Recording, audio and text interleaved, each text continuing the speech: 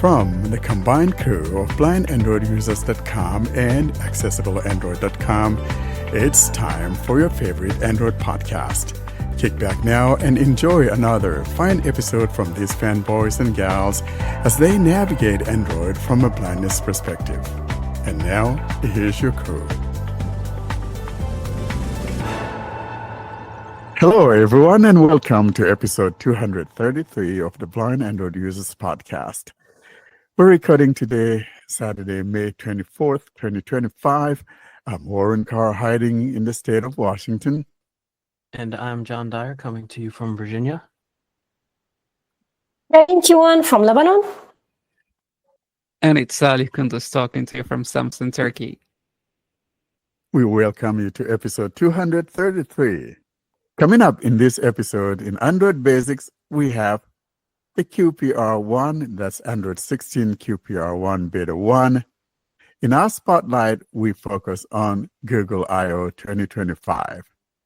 In the app of the week, we demo that Google NotebookLM. And for Talkback highlights, John brings us a little feature of the new Talkback 16.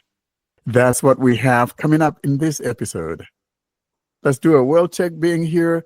Karen girl, let's start with the girl, right? Girls first. How are you doing, my dear?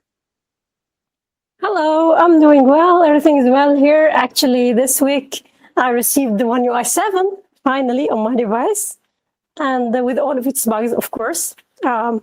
So yeah, it's. I'm so sorry. Well, it's not that bad, but it's bad. I was wishing that I'll be wrong and things would be like better with the update, but this didn't happen. I was like, I remember John.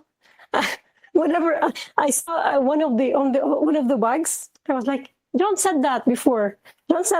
So yeah, things which were since the first betas are still there. And well, regarding Joshua, for people who are hoping to find a better Joshua with Android 15, it's not the case. It's not as bad as the S25, of course, but it's slightly laggier than how it was with Android 14, but it's still usable, it's still good, but you feel the lag when you touch the screen. So if you are using browse by touch, you will feel slight lag when you put your finger. So there's a slight lag between putting the finger and hearing what the finger is on. So yeah, but it's not terrible actually. But yeah, I can say that I'm currently or finally using the Android 15. Well, at least though it came in May instead of June. Remember, it was going to be rolled out here in the month of June. And so you kind of got it like maybe like a week or 2 weeks early, because we were thinking you are not going to get it till sometime in June. So if anything, though, I think you have it early, right? Yeah, one positive thing, actually, which is this thing. Yeah, so that's a nice spin on that one. Sally boy, what's going on with you? I know you are there hiding in the Samsung city and probably also got that One UI long time ago. And Yeah. you're celebrating with Karen, right? Well, I'm used to the bugs and issues with One UI 7, and I'm hoping to get Android 16 as soon as it receives in Samsung. So, like, I told Kareem that GCU has issues and it's not as fast as on Android 14, but now you can see by yourself, Kareem. So for that reason, I'm using Google Talkback ever since I bought this phone, and so far so good. I have no complaints at all. Sometimes I miss my old friend, but my new friend is good, and it's giving me a good time. So, well, here in these days, it's been so busy with the schools are getting at final days, and a lot of fuss is going on. The teachers are in a rush, and they are making us rush as well. Well, other than that, the weather is getting better, and just getting to the summer vibe, I guess. And how are you, Warren? I'm doing okay. Yesterday I made a mistake while I was kind of pulling weeds yesterday evening for over an hour. And I have this allergy for some reason lately, whether I mow the grass or I pull weeds. And boy, I got my throat is itching and my runny nose, and I didn't go to bed till like almost 2:30 last night or this morning, and so I kind of have my throat, bothering me and all of that. But I think I'll make it through the episode. Other than that, though, everything is going on well. We have Memorial Weekend. Our schools let out for the Memorial Day. So Thursday was the last day of the week. So it's a 4-day weekend. My wife went out with the girls out on the town. They left Thursday night or Thursday evening and won't be back till Monday. So here I am at home and then getting a lot of allergies from pulling out the weeds. But weather-wise, we're doing well. Yesterday was actually nice. It was like 74 degrees. And I think today we're probably even going to be hitting close to 80 or thereabouts. So come summer, let it shine. It's a beautiful thing. John, you're back from that offline podcast with your son. Unfortunately, we didn't get to hear it. But anyway, how has it been for you? There wasn't much to hear. Yeah, so I've been at my son's baseball games the past few weeks, and it's like outdoors. Well, obviously it's outdoors, but we're right next to a concession stand with a generator. So, like, if I were to try to record anything, all you'd hear is the generator. But anyway, it was a good time. He did good. He learned. He's doing better. Unfortunately, now the season's over now, but I shouldn't say unfortunately. The season's over now, but next week is actually his team's party where he gets his participation trophy for being a part of the team. And, that's, of course, going to be at podcast time yet again. So I'm back for 1 week. I won't be here next week, but hopefully after that, I'll be back to my regular routine of doing this every week. Well, that's great, though. I love it when kids have to have pizza or whatever, go to Chuck E. Cheese or some other place like that, have some fun time and just a good reward for volunteering to play out there. It's a good thing. I used to look forward to that kind of stuff. So, yeah, you guys have fun because it's important. Thank you. I know if Ed were here, he would make fun of the participation trophy. So I'll just throw that out there. But yeah, I would say I honestly don't know if I would even give it to him because a lot of the times he wasn't participating. He was just kicking dirt or running off the field and all kinds of other things. You know how 5-year-olds can be. Yeah, but at least he was there. So in these days, he showed up. Yeah, exactly. If you show up, you get a trophy for showing up, and so that's our culture right now. Most especially when it comes to kids, there are no winners or losers. So yeah, definitely, Jack is deserving of his trophy. Yeah. And now, the Android Basics segment. This is a segment where we discuss the things that power your device from behind the scenes. And now, here's this week's episode, Android Basics. Let's move on now to our first item in the episode, and that's the Android Basics. We're talking about QPR1 Beta 1 of Android 16.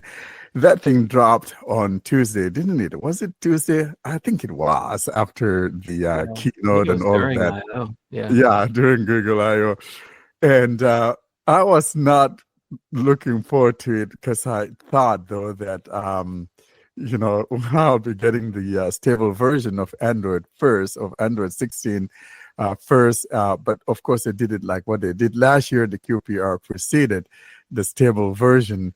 And if I knew, I probably would have opted out of it. But still, it's a good thing because it's an absolutely beautiful thing to see that QPR1 Beta 1, when it hit my phone and then I installed it. And the first thing I noticed, even with my, little usable side that's not so usable, I could see the difference. And most especially when it first came up on that lock screen and where I put in my pin, it looked just absolutely beautiful. It's like me taking a pic at Karin. So Karin, it's a beautiful thing. I'm like, ooh la la, it's a beautiful thing. So I like the way it looks. So basically, this is most especially for those that sighted people will enjoy it, because I'm thinking of when Google first introduced material design with Lollipop, and then we got Material U with Android 12, and now we have that Material 3 Expressive. So yeah, just an iteration of that. But yeah, colors are beautiful. New changes, especially for those that can see.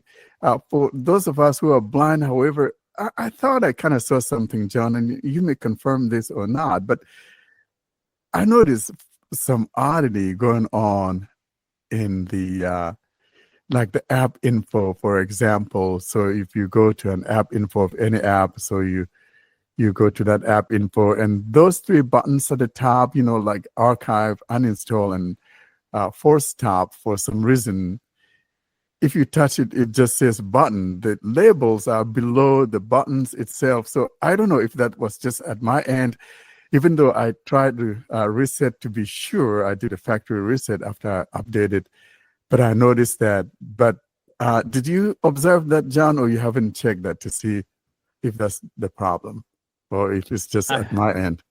I have not gone into app info yet. I have noticed some issues, and I've already started reporting feedback. I think I've already done 2 different feedbacks, but that I did not notice. If I find the same thing, I'll report it.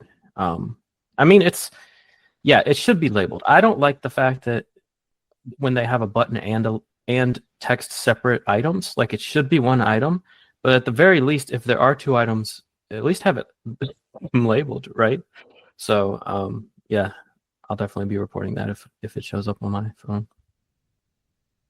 So here I am in Accessibility, volume 6. my recent apps, Keep notes. and I have 11, keep 11, notes. app info. So if I go in here App info. Navigate up. and Button. Button.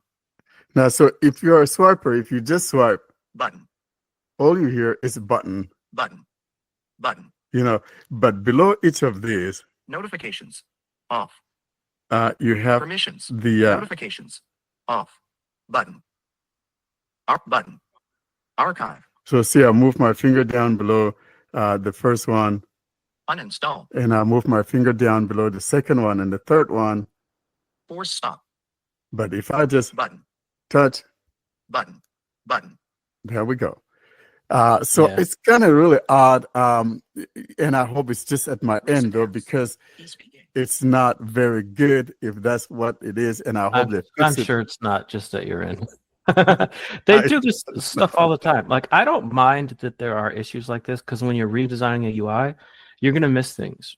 I do my part. I report the feedback and hope they fix it. Samsung used to be good about it, but this past time, it seems like they totally ignored everything I pointed out in One UI 7. So I don't know if Google fixes this by public release, it's not a big deal because these things happen. But yeah, so hopefully they fix this type of thing. I've had some issues with the lock screen and the quick settings panel that I've reported, but I'll go ahead and point out some of the things I noticed that I like. So it seems, and correct me if I'm wrong, Warren, it used to be because of the at-a-glance widget thing that you can't get rid of on the home screen. You could only have 4 rows of icons on your first home screen. But I think now you can have 5 rows because that widget, although it's still there, it only takes up 1 row of icons. So it seems like there's more room for icons on the home screen now. Did you notice that? I noticed that because I now on my home page is 2 and on, I could have up to 6 rows, and like you said, I have 5 rows now on my first home screen. So yeah, Google is doing something better, and I really like it because now you have more room to fit in. I wish they made it like a 6x6. You know what I mean? Instead of a 6x5 or 5x6 or whatever. So Yeah. you could, 6 rows and 5 columns. So I wish it was a 6x6. That would be great. But this is an improvement. I like that a new feature. Yeah, I've also on the home screen I noticed they finally, and I'm kind of, this is bittersweet for me because they finally added actions for removing icons on the home screen, and they've finally added actions for uninstalling items from the apps drawer. And but what they haven't done is, you know how items on the home screen had an action for add to home screen? A move to home Which is screen, yeah. useless. Yeah, so it would just make a copy of that app that you already have on the home screen. So I was hoping that since it took them 3 years to fix this, while they were adding that action, they would get rid of the add to home screen action, but they haven't. It's still there, so maybe in another 3 years, it'll be the way it should be. But yeah, you can remove it with an action. You don't have to. And this wasn't intuitive. If you didn't know, you were confused because what you either have to do is double tap hold and drag it to remove at the top, or you have to select move item as the action and then find remove. Yeah. And most people, and I don't blame them, I wouldn't even think that move item would be how you remove it. Like, it should just have its own action. So I'm glad it does now. Yeah, and it's still there if you want that, if you prefer that method, but at least as you indicated, it's there in the actions. You got the remove and you also have the uninstall right in there as well. Another thing that I also found though that I really like is in the notifications area, because now you got the you got history on the left, you got the clear all in the middle, and then you have the notification settings on the bottom right. So when you tap on that notification settings, you are going into notifications. So you don't have to go into system settings and go to notifications and all of that. In the same manner, if you tap on that history, you're going into the notification history where you could enable to see notification history or not allow to see notification history. So a little bit of a revamp here, and I really like how the notification area now looks. Yeah, and the quick settings has been revamped as well. So for those that aren't familiar with Pixel UI, the way they do quick toggles are they're pretty wide toggles. So there's only 2 in each row.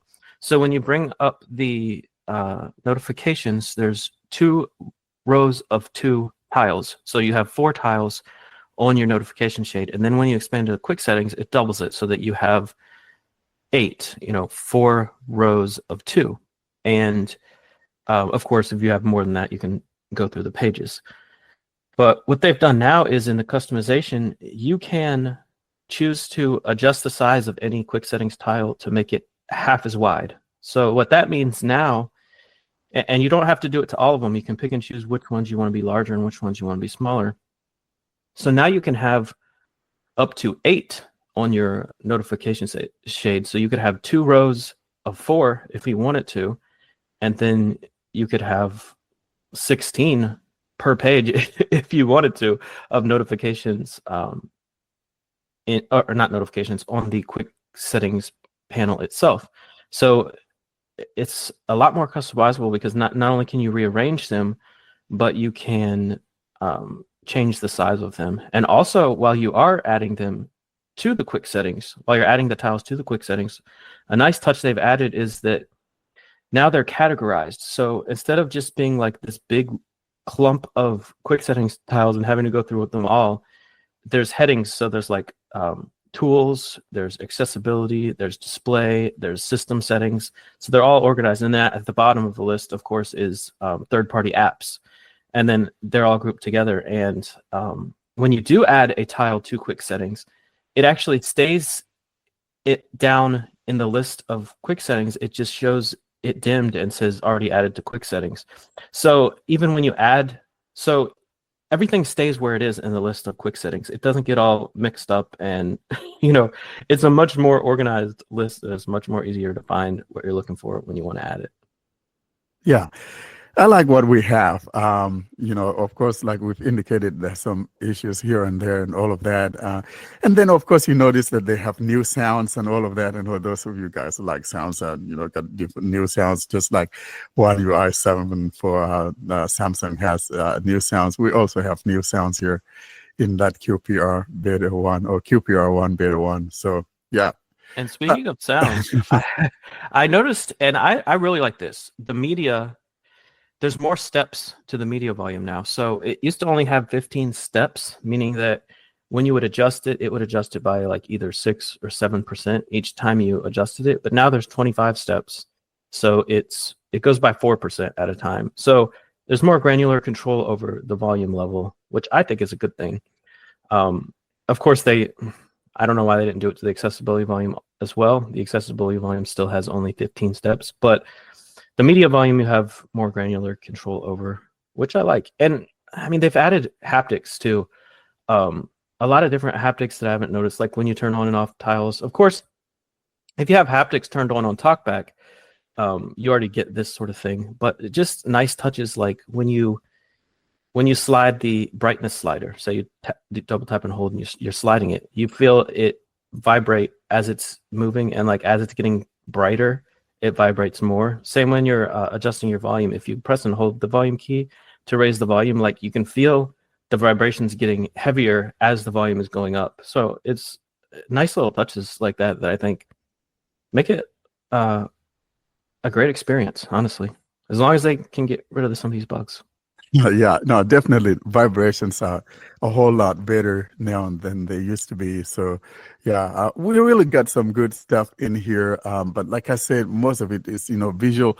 And but those are some of the highlights. Of course, if you want to enroll in this, though, you have to understand that when the new one comes out, and if you want to roll back, it's going to kind of erase your stuff. So you got to make up your mind on what you want to do. And if you're already in the beta, you get that automatic, enrollment into that. So if you're already in the beta and you don't want to if you don't want to go into the QPR and you want to wait for regular Android 16, I think you can just ignore the update. Like, you will get an update because you'll automatically be enrolled in it. But if you don't install the update, just keep ignoring the notification, then I believe that when Android 16 comes out, you'll get that update instead. And then once you update to that, you can unenroll without having to factory reset. At least that's how I think it works. I mean, this is all very I confusing. don't know if it auto installs for you while you're sleeping. Yeah, if that happens, you're screwed.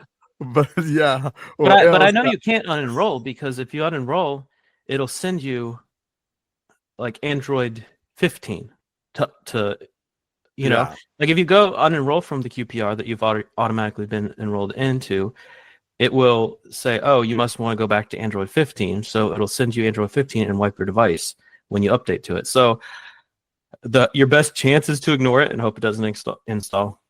Yeah, but if you unenroll from the beta before installing the QPR, you would be fine.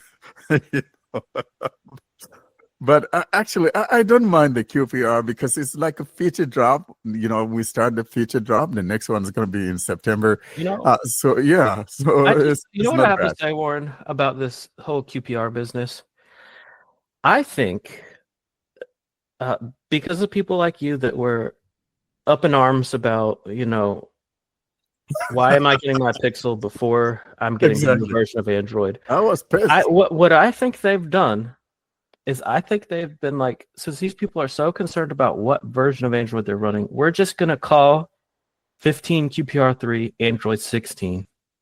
And then when we release 16, when we'll release 16 QPR1 when we would have released Android 16.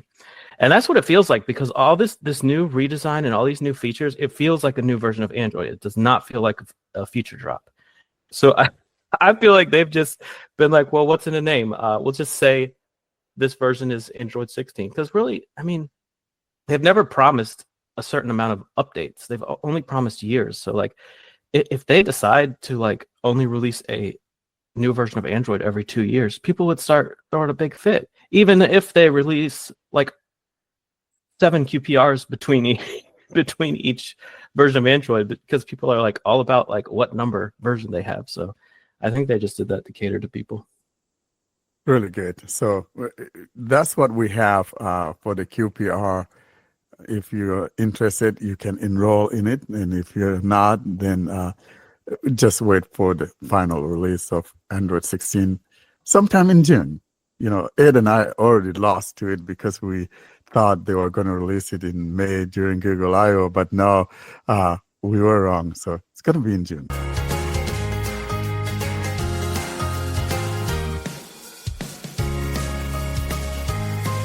Welcome to the Spotlight segment. This is a segment dedicated to interviews with developers or interesting happenings in the world of Android. And now for this week's episode, here's your Spotlight. Let's now move on to the Spotlight, and this time we're talking about that Google I/O, or is it Google Gemini 2025? Karen girl, were you watching that thing? Believe it or not, for some reason I was so busy that day I actually couldn't watch that Google I/O. This is the first time in a few years that I was unable to watch Google I/O on the day that it debuted, and so I had to watch it later on. And lots of happenings there. There were like 100 things in there. We will have that in the show notes so that you guys can see all that Google talked about during the Google I/O, especially that day of the keynote and all of that. But Karen girl, what was it in Google I/O that impressed you, if you listen at all?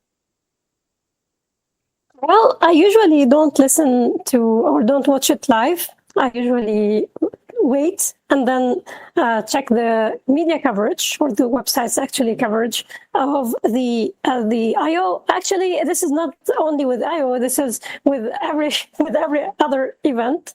But regarding this one, was he also the one who said Google AI? Actually, it's the Google AI 2025, not Google I/O, because everything was AI, nothing else. Gemini, all of the show. So I have to say that I wasn't really so much impressed of the developments, actually. While there are good things, there are good stuff coming. Actually, there are more advancements in Gemini. But actually, I'm from those who are getting the AI fatigue. It's really going so far. It's really too much. Well, they are putting AI in everything. They are putting AI in the hands of the people like crazy. This is going so far. I think, well, the only things that sort of impressed me, are the developments in the models themselves. But I'm not a fan at all of the video thing, which you can create a video or a scene. Actually, this one, I don't remember its name, when you can create a scene using AI. It's for movies, for this type of stuff. So it's AI all over the place. The only thing that I liked is I like the idea, not the implementation. I don't remember if they announced it in the I/O or after that, which is the collaboration with the IRA. The idea itself, giving this AI, or it could be more advanced capabilities to blind-related application, is something good. People know IRA. Actually, here we don't have it at all, but you in the United States know this service, and I think that some people deal with it already. They already have the AI thing, but now with Google Gemini, they are adding Gemini into the mix, so people are able to use the live feature, so they can ask more about things. I don't know if we can. Or if we want to compare it with what we have already, it should be more tailored to blind people. It should be. I think that it's the case. Did you try it? I haven't tried it, but I listened to an interview with the CEO of IRA, and he said it is definitely more tailored. Like they're doing things differently. That's good. We should see how will the implementation be, but it's good to have it. However, I thought that it's better to have it differently, because Google already has Lookout, and it was possible to include live-related stuff in Lookout itself. So more people could benefit from it, and this will be also something internationally available, and this would help much more people. However, this is what like they didn't do that, and I think that this will benefit Google more, maybe because Ira is something that people know already about, and people in the United States are paying to get Ira service. So and they are doing things professionally to be clear about it. And I actually like how they are doing things, how they are like. How do they care? How much they implement? They include. They like devote time to this, and they are already making it professionally different than Be My Eyes. It's something paid and it's something expensive. But Google, I think, will have more or better like in the public. It will be considered like Google is doing something for the blind. Google is helping a blind-related organization or to get more done for the blind. So I think this helps people more than giving everyone the thing in the Lookout app. And people will start complaining if things go wrong. And with live, currently things are going wrong so much. So I think that this was a safer bet for Google. But yeah, this is the case. Yeah. I'm in agreement with you. I hope that, and I'm just hoping, I hope that when this thing with Ira is out of beta, because they're still in the testing phase right now, I hope that Google has some sort of agreement with them where they can actually use it in Lookout as well, because that would be nice. That the thing I'm not a fan of right now is like, and like I said, it's just the testing phase, but this new Ira thing, there's literally an Ira agent babysitting you for the entirety of every one of these AI sessions. So like I mean, I guess they don't trust AI at this point, and they shouldn't. So there's literally somebody just sitting there watching and waiting for you to like step out of traffic, be like, no, don't trust the AI, right? So I mean, I guess that's a good thing, because you definitely shouldn't be using it. I think right now they don't even let you use it to navigate outdoors. They'll like tell you can't do that, and that's part of the reason why they have people monitoring every session. So hopefully this thing gets out of beta to the point where they can just trust us to be responsible with it, and get a better experience than what we're using with standard Gemini, right? Because if people are going to try to use one of these things to get around, which I don't recommend at this point, you would hope that it would be better than just the standard Gemini. So yeah, we'll see what happens down the road. But I'm glad to hear about the partnership, and I'm glad that they're actually, tailoring it for the blind. It seems like. Yeah, because Google make reference to it as a prototype. So I think that the final project is that this is how I see it. It's going to be you're not going to be getting babysat by a live person, but I think the whole idea is to learn how these things work. So we'll have AI take control of it. So yeah, and talking about that, so it's all in line with that Project Astra that we're talking about here, most especially how you can interact with stuff in your camera and all of that. So I think we have a good thing coming on. It's just that, of course, you guys know the line coming soon or next few months, whatever. Sometimes that coming soon never comes in the soon coming enough. years. Yeah. No, just kidding. Usually they say in the coming weeks. It could be hundreds of weeks, but Exactly. it's the coming weeks. But I think that overall, I think we have a good thing going on, and we may have some good stuff coming on. But like I said, though, we have a URL in the show notes that you will see all the 100 stuff, the total of 100 things that Google talk about during this Google I/O or Google AI 2025, Google Gemini 2025, whatever you want to call it. But yeah, it was the very first one that I didn't watch live. I used to do that and even record it when I was busy. But this week I was just so busy. I couldn't get I to did it. watch it kind of live. I did sort of what I do with sports. Like I'll start with sports, I'll start a game late and then I'll skip some commercials so that by the time it's over, like I'm caught up, right?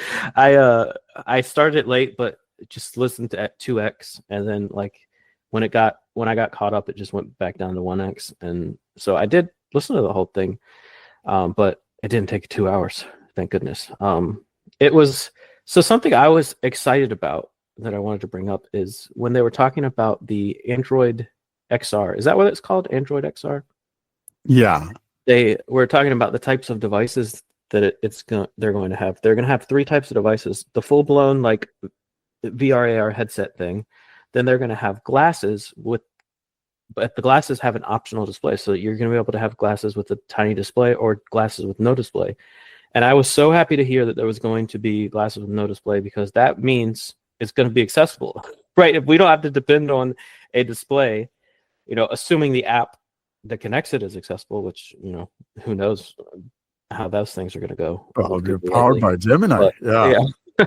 So you will be able to buy a pair of glasses similar to like Meta Ray-Bans and have Gemini on your face, have a camera in your glasses that you can use to do this sort of thing. So, I was happy to see that was going to be an option, because, when it's just so nice for things not to have displays, like even with like Echo speakers or Google Home devices, like the speakers are so much better because they never expect you to see anything, right? So like with a Home Hub, like that has a display on it, right? And sometimes I'll ask it something and it'll just show me something on the screen. It's like, no, why aren't you just a speaker with no display? I just want to hear everything. So it's good that they're going to have versions of these that basically you'll either have to interact with it through an app or through voice. There's no display that you have to worry about. I like that approach because that makes it possible to have a choice, like you've indicated. So for someone like me who is blind, I don't necessarily need to get one with a display. I see that good for those that maybe want to watch something like a movie or whatever, like a VR. But for me, just give me what I can control with my voice and let me hear things verbally. So I'm glad we have that, because that will make it possible for us to maybe even use it in navigation or whatever and all of that. Like I've always said, if I were someone who wears glasses, I probably would be jumping on this. I thought of the Meta glasses as well, but because I don't wear glasses, and I'm like, is it worth the money to do this or whatever? But we'll see what happens. I think it's a good feature for those of us who are blind, and the more of these things we have, I think the better it is for us, because then we have a choice. Most especially if you don't want to spend so much money, you could get something that costs a little bit less. Well, it's not related to wearing glasses or not. Actually, I don't wear glasses at all. But I think that I'm impressed by the idea, and I hope that Google would have included more demos of the new glasses. But there wasn't much to talk about actually during the I/O. They didn't reveal important stuff. Actually, the only thing that I saw was the demo, or sort of demo, that the Verge had. It was like not actually detailed, nothing, like it was very short, it was very brief, so it didn't give the most important details about this product. But I think that it has a potential, especially if they decide to make it affordable.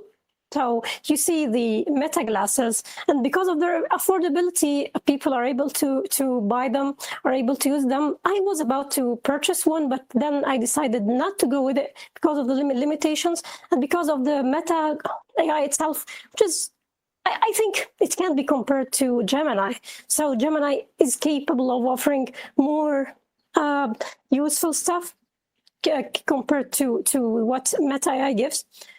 So I think that they will learn from Meta, and they will make the glasses better, and that we will be getting better product, and that it will be in the affordable price segment, so people are able to get it. Because I think already blind people are able to see the benefit of having glasses that are powered by AI, because actually of the most important thing here is the position of the camera. So you're putting the glasses, they are in fixed position.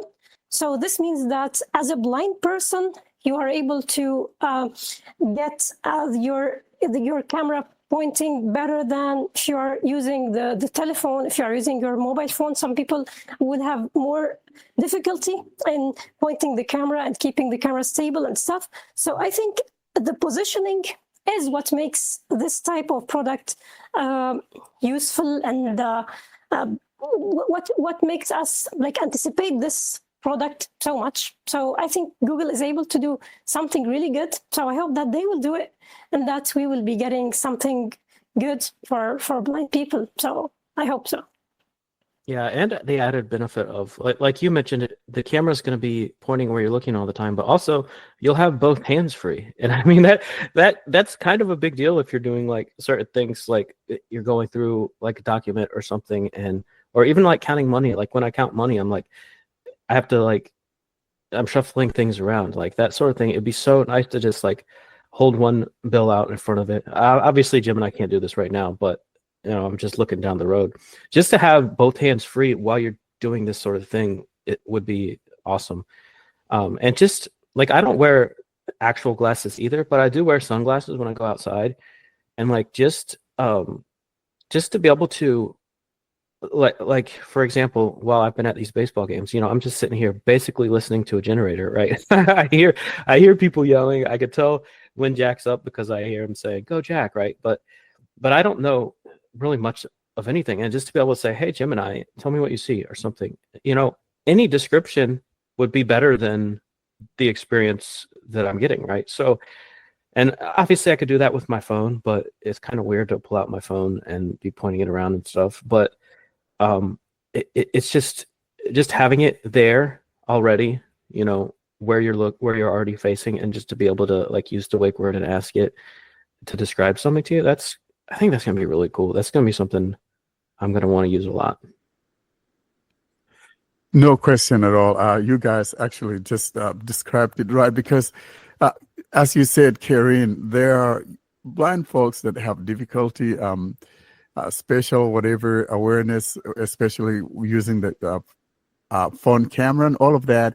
And so definitely this is going to be a win-win situation, because with something on your face, you know, like you said, John, it's already looking out there for you. So you don't have to try to focus, and you just have to not like, okay, I'm going to put the phone down on the page and slowly lift it up, because some people have difficulty finding that spatial awareness. So yeah, I see a lot of usefulness that's going to be so beneficial to those of us who are blind, that is just incredibly unbelievable that we'll have such technology. And the more of these things we have, I think the better it is for us. I was thinking that, hey, you know, how I wish I had these things back in the day when I was going to school as a kid. And if you're a young kid now going to school and you have this and you're flunking your class, and there should be a problem somewhere. You know? We have so many things that have made things easier for us as blind people. And I tell you, the more we have of these things, the better it is for us, and the more independent we become, or, you know, being able to help ourselves, because it's not always easy trying to find someone to help you look at something. And it's good to have this. So I'm excited for it. Yeah. And you know what? I may even want to get one just for giggles. I will. I'm definitely getting one. I'm kind of glad I haven't. I've been tempted at times, kind of tempted to get the Meta Ray-Bans, but at this point, I'm glad I haven't, because, like Karine said, their AI is not as good as Gemini's, and their ecosystem, or whatever you want to call it, is way more locked down. Like, this is going to be like a version of Android, you know, Android XR, and you're going to see many more apps written for it. Like, as far as like Be My Eyes, you can have apps like, you don't have to have like official partnerships with Meta, you know, in order to get here. Like, I think there's going to be a lot more things available for it. Yeah, most especially when Google is opening up a lot of the stuff. Like I said, if you look at all those things, the 100 stuff that I mentioned, a lot of people or developers could already take advantage of that. And so that's the good thing about the openness of the Android project. And so definitely it's going to be something that's going to be good for us. People are going to take advantage of that. We'll see all sorts of app developers and all of that we could, integrate into the glasses. So it's going to be a good thing. I hope it's just not too expensive, but if it's going to be like $1,000, yeah, maybe pay over time. Google may let you pay over time, or whoever you're buying it from, and I think it's going to be worth it. For me, I think it's a good thing.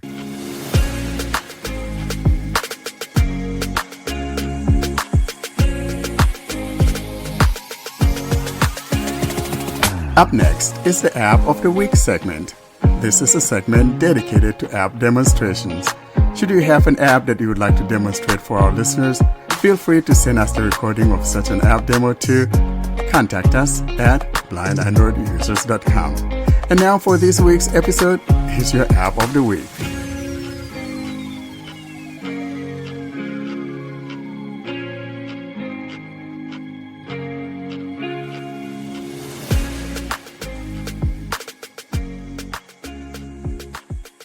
Chugging along, let's move on to our next segment, and we're talking about the App of the Week. And so it's like a trend moving along, and it's all connected. So we're talking about the Google LM, Notebook LM rather, that Google also talked about. We know that this has been there for a while on the web. There was a web interface and all of that. And finally, we got that app, even though it's kind of riddled with a lot of unlabeled buttons. But here's that demonstration of the Google Notebook LM. Hi, Warren here for Blind Android Users Podcast. As we continue with our series of the App of the Week in our episodes, for this week's episode 233, App of the Week, this is demonstrating the long-awaited Google Notebook LM. Prior till now, Google had this only as a web interface. With the introduction of the app on the Play Store now, I would like to demonstrate this app. Before I get into the demonstration, however, I would like to navigate to the About, so we hear the description of the app, and then we'll come back and hit that install button. Here is that description. About this app. Heading: Google Play Store. Google Notebook LM. Details.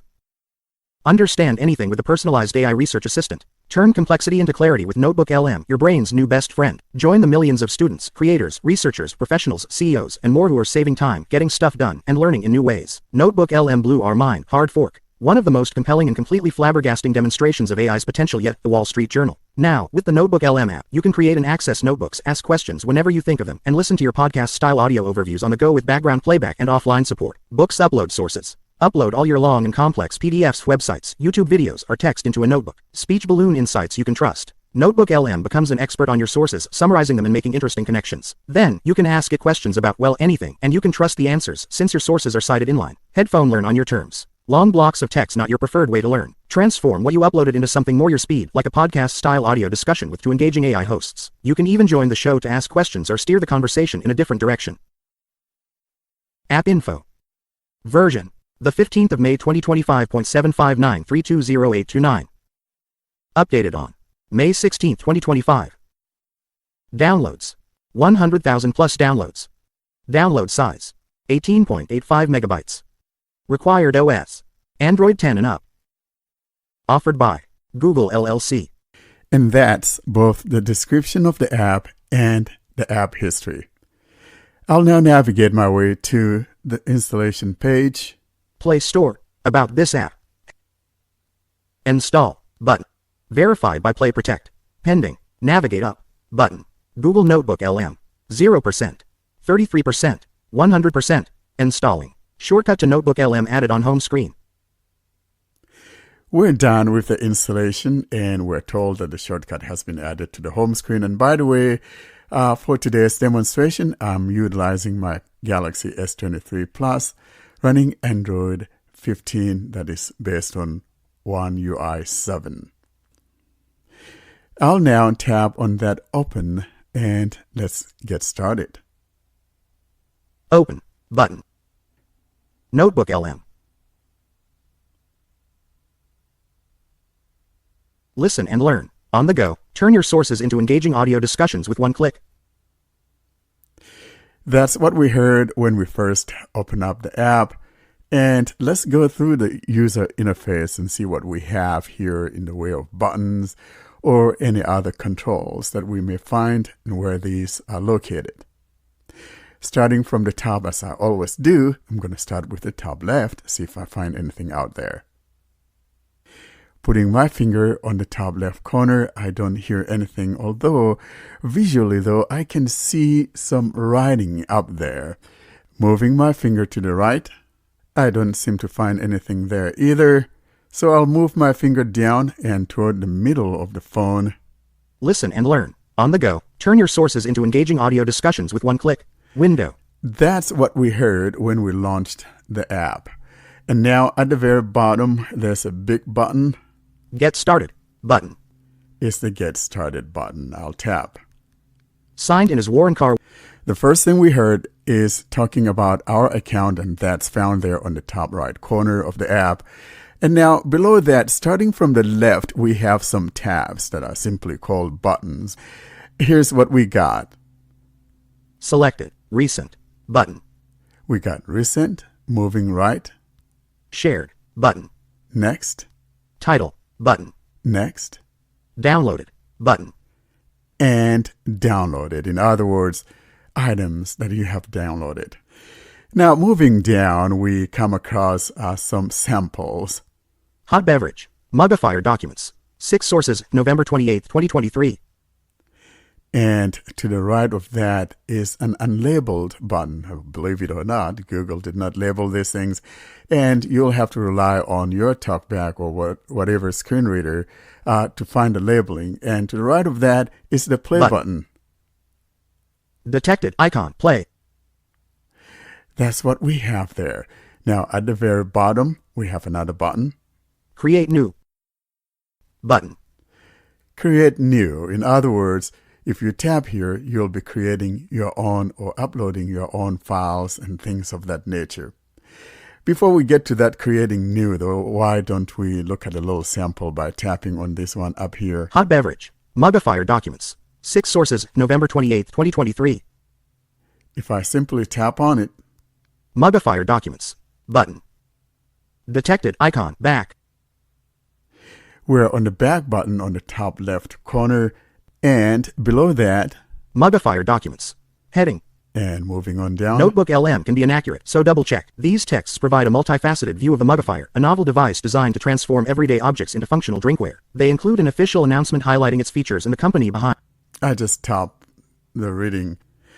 Now, below all of this text, we have some unlabeled buttons. We've got 3 of them starting from the left. It's a button that's simply saying "Oh," and when you tap on that, it'll copy that to the clipboard. Button. If I tap here, Detected for example, text O. Copy to clipboard. Now, the next button is the like button, which is also unlabeled, but of course your screen reader will do the heavy lifting. Button. Detected icon like. And then the last button to the right of that. Button. Detected icon thumbs down. Now, below all of that is an edit field where you could ask questions. Edit box asks 6 sources. And to the right of that will be the unlabeled send button. But however, when you let your focus stay on there for a while, it will say send. Button. Detected icon send. Now below that, we got some 3 tabs at the bottom. At the very left, we've got Sources. Tab 1 of 3. we got sources. Moving to the right, Selected. Chat. Tab 2 of 3. that's the chat. So we are actually in the chat because that's where you're asking the questions. And then the last tab on the right Studio. Tab 3 of 3. is the studio. So if I tap on the studio, for example, Studio. Tab 3 of 3. Selected. and below that in the middle of the phone, Play. Button. we have the play button, and I don't think that Google is going to mind us having a little sample. So I'm going to tap here to play. It may take a little while for it to generate the podcast-like style that it will show us. And I'm still waiting. Like I said, it does take a little while. I think it takes about some 10 to 20 or so seconds, depending on the size of the material. So I'm waiting for that to be prepped. And once it's done, we should be able to play it or hear what is going on in a podcast. All right, so Media get this. control, modifier documents, Somebody invented something NotebookLM, called the media Moogifier. ongoing activity, Moogifier. button, Yeah, the Moogifier. detected It icon, supposedly close, turns text, like X. almost anything into a mug. You guys sent us a ton of info on this thing. Press for releases, even a CEO letter, even a user manual, all because you want to know genius invention or total. And now, though, that is It's a played, really good I'm going to question. kind And of we've pause got it so like a we'll really go interesting through the interface range here. of perspectives to dig into here. Yeah. We've got Button. company hype, we've got user We're now on this page where we have some buttons and playback controls and all of that. Let's start, though, by showing you what we have here. On the top left corner, we've got, Button, that's the close button. detected icon, close, text, X. And then to the right of that is the heading. Modifier documents, heading, And then to the right of that is a button that is unlabeled, but it's the download and button. Detected icon, download, text, 7, now let's move on down. 029, We hear the progression, 5%, slider, the progress here. Moving on down, 1015, I think that's talking about the duration of the entire podcast. And directly below that, we've got a couple buttons that are also unlabeled. Like I indicated, most of these buttons, or just about all of them, are unlabeled. We've got, button, that's the share button. I detected believe. icon, share, And to the right of that, 1 times, show menu, that's the speed. So if you tap here, for example, pop-up menu, 0.5 times, button, they're arranged in a vertical order. So if you move down or if you swipe, 1 times, button, swipe again, 1.5 times, button, swipe again, 2 times, button, and that's the last speed control. Now, flanking all of these are 2 buttons, one to the left and one to the right, and both simply say dismiss. dismiss menu, That is, dismiss the menu. So if you tap here, whether you tap the one on the right or on the left, it will dismiss or close this menu of the speed control. modifier documents, 1 times, show menu, And now at the bottom, we've got some 3 buttons, and these are the playback control, and they are, of course, unlabeled. We've got the first one on the left that will be to skip back by 10 seconds, button, and it says detected button. text, 10, And then to the right of that, button, that's the play pause button. detected icon, play, And then the last one on the right, that will be to jump by 10 seconds forward. button, detected text, 10, And that's what that is. Now I'll go back. media ongoing activity, button, And now we're back in this area where we could see the tabs again. And if we tap on the sources, for example. sources, tab 1 of 3, And selected, then we hear, announcement, letter from the CEO, modifier pros and cons, product specs, review by Tracy Ocampo, user manual, and that's the last item there. I'm going to go back. signed in as Warren Carr, We're back to the menu eye where we saw the account on the top right corner. And at the very bottom, create new, button, we have that create new that we haven't gone into. And if we tap here, button, detected icon, close, the first thing we heard in this window is the unlabeled button that says close. In other words, if we tap here, we'll be closing this window. Now, that close is found toward the middle on the right edge of the phone. Now, moving down below there, we've got add source, the add source. And so you will choose the source from which you would like to add a document or video, whatever. Sources let NotebookLM base its responses on the information that matters most to you. And moving down, PDF button. next, Website button. next, YouTube button. and Copied text button. that's all that we have. I do not think I would be demonstrating a document here because Google may flag me down for copyright. So I'm not going to upload a PDF or anything of that sort. But let's say you want to upload something from YouTube and you tap on the YouTube. YouTube button. YouTube URL. And so in other words, you'll have to provide the URL. Paste in a YouTube URL below to upload as a source in NotebookLM. Edit box, paste URL. And below that, Notes. Only the text transcript will be imported at this moment. Only public YouTube videos are supported. Recently uploaded videos may not be available to import. and there's a button at the bottom. Add. Button. Disabled. It's the add and which is disabled because I haven't chosen anything. Well, that would conclude this short demonstration of the Google Notebook LM. Thanks for listening. I hope you enjoy playing with this app. So that's the demonstration of that Google Notebook LM. I noticed though that there, besides those unlabeled buttons and all of that, the one thing that I noticed that wasn't there in the Notebook LM app is that you're not able to add notes like you would if you are using the web interface and all of that. So there are certain things that are still missing in this, but of course it's the first iteration and all the unlabeled buttons just like we had when we first had Gemini. I'm hoping though that with an update we'll get those buttons labeled and then we'll also get the note-taking feature of the Notebook LM on the web that currently we don't have on the app.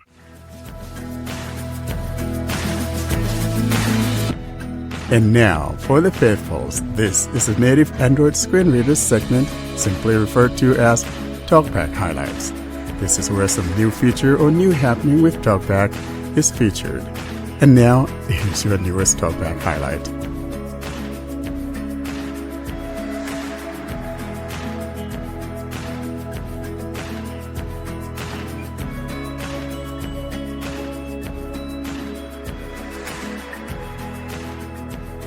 And now, concluding today's episode, we move on to the Talkback highlight, and John shows us some new feature in Talkback. And here's that Talkback highlight. Hello, welcome to Talkback Highlights. Today I'm going to be demonstrating a feature introduced in Talkback 16 called Screen Description. This is very similar to image descriptions, the difference being that you don't have to get a specific item in focus, but it will describe the entire screen for you. So basically similar to taking a screenshot and sharing it with Gemini, but of course whatever custom prompting Talkback is using makes it a little more descriptive for blind users. And of course the process is just much easier because now you can just select describe screen from the Talkback menu, or if you have assigned it to any gesture of your choice, you can just do that gesture. Right now I'm on my home screen and I'm going to bring up the Talkback menu. Talkback menu. Describe image. And below this you'll find Describe screen. So I'm going to just double tap it. Screen description. The screen shows several app icons arranged in a grid on a black background. Starting from the top left, the icons are Facebook, Messenger, Telegram, WhatsApp, Passwords, My Files, Drive, Simple Text, Audiolab, Chrome, Finance, Shopping, Sports, Smart Home, Streaming, YouTube, NewPipe, YT Studio, YT Music, News, AntennaPod, Audible, Smart Audio, Libby, SiriusXM, Phone, Messages, Gmail, Play Store, and Samsung. There's a search icon and a microphone icon at the bottom. So there you have it, my entire home screen. Now you know my layout. And just to explore the interface some more, Thumbs up button. Thumbs down button. you have the ability to rate the response. Ask Gemini button. And then, like I demonstrated in the last Talkback highlights, we now have follow-up questions. One thing I will point out is that the automatic OCR does not occur when you use a screen description. So If you do an image description, if it detects icons or text, it will tell you what those icons or text are. But for whatever reason, screen description does not do that. However, I don't think it's that big a deal because you could just ask the follow-up question, read the text to me, or just give me the text and the image, that sort of thing. I'll just ask one follow-up question to show you how it behaves. What is the most colorful icon on the home screen? The Play Store icon appears to be the most colorful icon on the home screen. I don't know if that's true or not, but it did answer my question. This follow-up question interface is the same as it was with image description. So if I wanted to type a response out, I could also do that. But now that we're done here, I'm going to back out. Nova Launcher. Messages dock. And in case you want to do it, I will show you how to assign this to a gesture.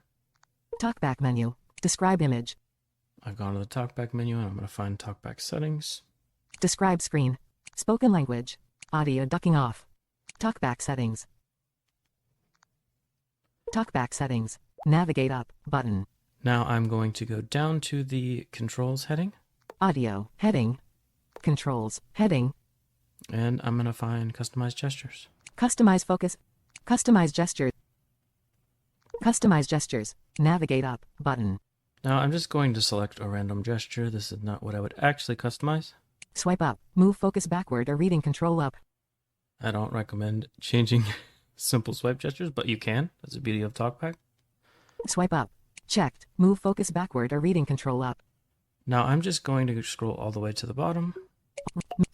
Move. Select increase volume. Describe screen. And describe screen is the last item in the list as of Talkback 16. So pretty easy to find. And double tapping here, which I'm not going to do, will reassign whatever gesture you have selected to describe the entire screen. All right, hope this has been helpful. Thanks for listening. Thank you so much, John, for another Talkback highlight. And this is something that we all love, don't we? I know a lot of people like this description, image description, and that follow-up asking of questions. I think it's made Talkback really a good app to use for the screen reader. I've heard a lot of good things about it, and people talk to me offline about it and how they love this feature of the image description. And I'm hoping and praying that Samsung sometime will give us that, maybe when we have Android 16. So, John, I have a question, and I have something to say regarding the model. Well, according to tests and according to Gemini itself, actually, it's the one who said that in the follow-up questions. When I asked it what model is it using, it said that it's using the 1.5 Pro. It's not actually the most recent model, of course, but it's still a capable, good one. So this is one thing. But the question is, did it get all of the icons right when it described the screen for you, the home screen for you? Yeah, it did. The only thing is it didn't point out that the folders were folders. So it said like finance, shopping, and it was acting like those were apps, but I guess it was just reading the labels.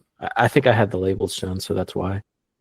That's good, because actually here it always kept messing things up, and I don't think that it ever said them right. So it could tell you 2 or 3 labels maybe good, right, but other stuff are just different things. They are unrelated, actually.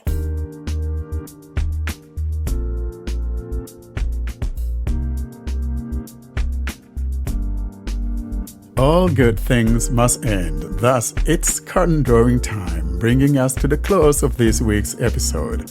Coming up, though, we give you information on how to get hold of us.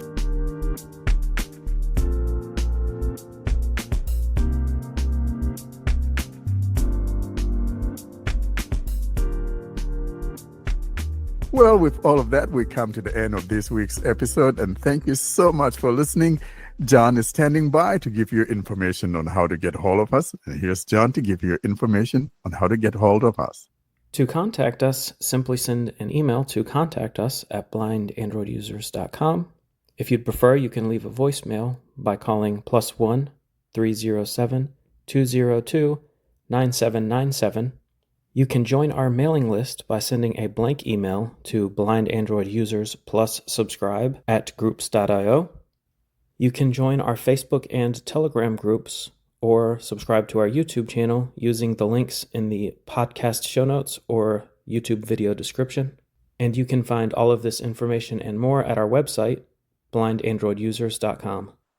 Thank you so much, John, for that information. And guys, we thank you so much, and we look forward to seeing you next week. I do want to say goodbye from me. And if you're here in the States and celebrating that Memorial Day, have that big barbecue and have a wonderful time. And God bless you. See you next week. Have a great week. I'll see you in 2. Have a wonderful week. Goodbye.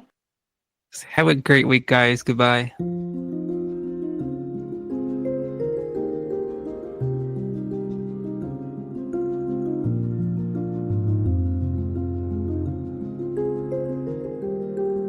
Thanks for listening to another episode of the Blind Android Users Podcast. Until we see you next week, don't forget to leave us your comments and suggestions via our email contact or using any of our social media sites. Have a great week.